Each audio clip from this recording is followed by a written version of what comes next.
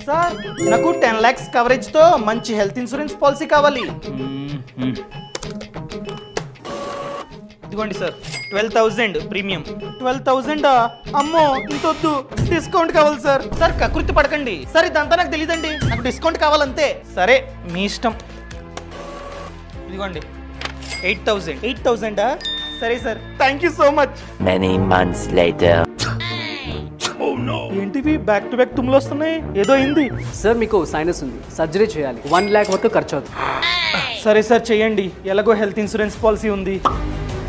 Sinus మీద మీ insurance company సబ్లిమిట్ పెట్టింది, అంటే 50% కంపెనీ భరిస్తుంది, 50% మీరు భరించాలి. ఇప్పుడు మీరు 50,000 కట్టాలి, కట్టండి. అదేంటి, ఆగండి సార్. సార్ హాస్పిటల్ కి 50% క్లెయిమ్ ఇచ్చారంట. సార్ మీకు క్లియర్ గా చెప్పా, మంచి పాలసీ కావాలంటే 12,000 ప్రీమియం అని చెప్పి, మీరు వద్దు డిస్కౌంట్ అన్నారు. డిస్కౌంట్ కావాలంటే ఇటువంటి పాలసీలే వస్తాయి.